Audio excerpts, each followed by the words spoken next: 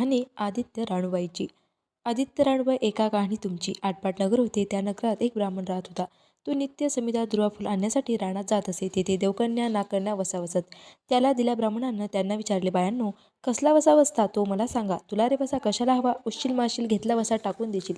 ब्राह्मण म्हणाला, उठणार नाही, मातणार नाही, घेतला वसा टाकणार नाही. तेव्हा त्या म्हणाल्या, श्रावण मास पहिल्या आदित्यवारी कोणालाही न बोलता उठावं, स्नान करून अगोदर पाणी आणावं, विड्याच्या नागलीच्या पानावर रक्तचंदनाने रानूबाई काढावी, 6 रेघाचं मंडळ करावं, 6 सुतांचा तंतू काढावा, त्या 6 गाठी द्यावा, नंतर पान फुल व्हावं, पूजा करावी, पानाचे विडा, फुलांचा झेला, दशगंचाचा धूप, गुळ खोबऱ्याचा नैवेद्य दाखवावा, 6 मास चाळावी, 6 मास पाळावी, माध्यरथ सप्तमीस संपूर्ण करावं. त्यावेळी गुळाच्या पोळ्या, बोटव्याची खीर, लोणं कडू तूप जेवून घेऊन सांगाल. नसेल तर चिंचोळी द्यावी, नसेल तर जोडगं सरी द्यावी, नसेल तर 2 पैसे दक्षिणा द्यावी आणि आपल्या आयुष्याचं उद्यापन करावं. असा वसा ब्राह्मणाने केला तसा त्या सूर्यनारायणदेव प्रसन्न झाला. भाग्यलक्ष्मी आली तेव्हा राजाच्या राणीने ब्राह्मणास बोलावून धाडलं. ब्राह्मण जातीवेळी खूप घाबरून गेला, थरथर कापू लागला. राणी म्हणाली, ब्राह्मण बुवा, घाबरू नका, भिवू नका, तुमच्या मुली आमच्या इथं द्या. ब्राह्मण म्हणाला, आम्ही गरीब, तेव्हा आमच्या मुली तुमच्या घरी कशा द्याव्यात?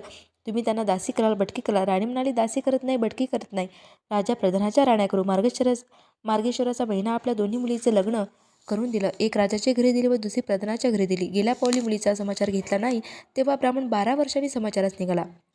राजाच्या घरी गेला. मुलीनं पाय धुवायला पाणी दिलं, बसायला पाट दिला, गुळ व पाणी दिलं. मी गुळ खात नाही, पाणी पित नाही, आधी माझी कणी करायची आहे, ती तू एक. तुमची कहाणी ऐकायला मला वेळ नाही. राजा पारधीला जाणार आहे, त्याला जेवायला उशीर होईल. तोच त्याच्या मनात रागला. तेथून तसाच निघाला, दुसऱ्या मुलीच्या घरी गेला. मुलीनं पाहिलं तसं तिने बसायला पाट दिला, पाय धुवायला पाणी दिलं व गुळ पाणी देऊन म्हणाली, बाबा, गुळ खा, पाणी प्या.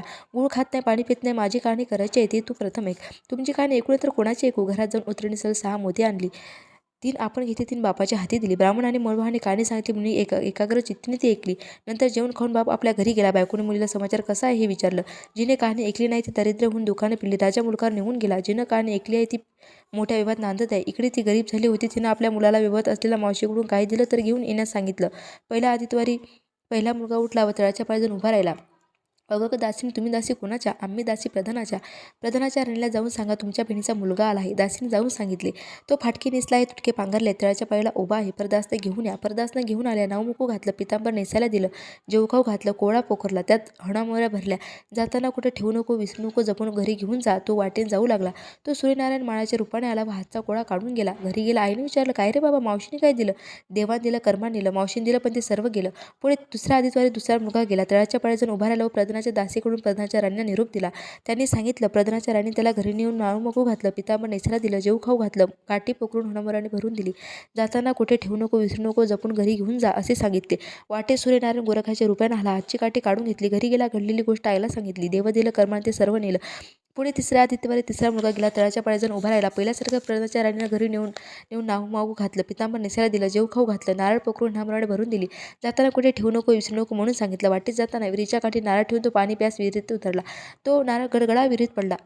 मुलगा घरी गेला व म्हणाला, आई गं, मावशीने दिलं, पण ते देवान ते सर्व बुडालं. 14 आदित्यवारी 14 मुलगा गेला. त्याला पण पहिल्यासारखं नावमुकू घातलं, जेवू खाऊ घातलं, द्यायची शिदुरी हणामोऱ्यानं घालून बरोबर दिली. जाताना वाटेत सूर्यनारायण घारेच्या रूपाने आला. हातची शिदुरी घेऊन गेला. तो घरी गेला. आईने विचारलं, मावशीने काय दिलं? आई गं, मावशीने दिलं, पण देवान सर्व नेलं. 5व्या आदित्यवारी आपण टितळाच्या बाजून उभी राहिली. दासीने तिचा निरोप घेऊन तिच्या बहिणीला सांगितला. बहिणीला तिलाही परदासना घरी नेऊन नावमुकू घातलं, चोळी पातळी नेसायला दिली. प्रधानाच्या राणी आदित्यवारी कहाणी सांगू लागली. काय वसा करतेस तर मला सांग. बहीण म्हणाली, अगं पापिणी, चांडाळीने बापाची कहाणी ऐकली नाहीस म्हणून तुला दारिद्र्य आलं. राजाच्या राणी विचारलेला उपाय काय करू? तेव्हा तिने वसा सांगितला. ती बहिणीच्या घरी राहिली. श्रावण मासाला बहिणीने सांगितल्याप्रमाणे तिने सूर्यनारायणाची पूजा केली. इकडे राजाला भाग्याला. राजाने बोलावून धाडलं. मावशी, मावशी, तुला छत्राली, सामाराली, पायी आली, परवर आली. मला रे पापणीला एवढं वैभव कुठलं? आणि खरोखर बाहेर जाऊन दाराशी तो राजा बोलवू आला. तशी ती घरी जायला निघाली. एकमेकांना बहिणीने आहेर केला. वाटेत जाऊ लागली. पहिला मुक्कामात स्वयंपाक केला. राजाला वाढलं, मुलांना वाढलं, आपलं पान वाढून घेतलं. तेव्हा काळीची आठवण झाली. पिटारे टाकून नगरात कोणी उपाशी आहे का? कोणी उपाशी कोणी नाही. रस्त्याने एक मुळीविका जात आहे. त्याला म्हणाला, आमच्या बाईची कहाणी ऐकायला. तो राणीकडे आला. तशी 6 मोती राणीने घेऊन 3 त्याला दिली व 3 आपल्या हातात ठेवली. मुळी विकाची लाकडाची मुळी सुन्याची झाली. तो म्हणाला, कहाणी ऐकल्यास एवढं फळ, वसा घेतलास काय फळ? काय वसा आहे तो मला सांगा. तू उशील माशील घेतला वसा टाकून देशील, उतार नाही, बातर नाही, घेतला वसा टाकणार नाही. तेव्हा राणीने त्याला वसा सांगितला. दुसऱ्या मुक्कामात स्वयंपाक केला. राजा वडील आपले पान वाढून घेतलं तेव्हा कान्हाची आठवण झाली. नगरात कोणी उपाशी आहे का याचा शोध करा. कोणी उपाशी नाही तपाशी नाही. एक माळी चिंतेने बसलाय. राणीने त्याला बोलावलं. तो आला. राणीने 6 मोती घेऊन 3 हातात ठेवली व 3 माळाच्या हातात दिली. राणीने कहाणी सांगितली व ती त्याने मनोभावाने ऐकली. माळाचा माळ फेकू लागला. विहिरीला पाणी लागलं. तो म्हणाला, कहाणी ऐकल्याच एवढं फळ, मग वसा घेतल्याचं काय फळ? काय वसा आहे तो मला सांगा. राणीने त्यास वसा सांगितला. तिसऱ्या मुक्कामास गेली. तिने स्वयंपाक केला. नगरात कोणी उपाशी आहे का याचा तपास करा. उपाशी तापाशी काही नाही. एक मात्रेचा एक मुलगा वनात गेला होता. तो परत आला नाही. एक डहात बोलला होता. एक सर्पाने खाल्ला होता. राणीने तिला कहाणी ऐकण्यास बोलवली. ती म्हणाली, मी कहाणी ऐकून काय करू? मी मुलांसाठी रडत आहे. असे म्हणून ती आली. राणीने तिला कहाणी सांगितली. ती तिने मनोभावाने ऐकली. तिचा मुलगा वनातून परत आला. डोहात बुडला होता. तोही आला. सर्पाने खाल्ला. तोही आला. ती म्हणाली, बाई ऐकल्याच एवढे फळ, तर वसा घेतल्याचं काय फळ? काय वसा आहे तो मला सांगा. मग राणीने तिलाही वसा सांगितला. पुढे चौथ्या मुक्कामात गेली. स्वयंपाक केला. राजाला वाढलं. मुलांना वाढलं.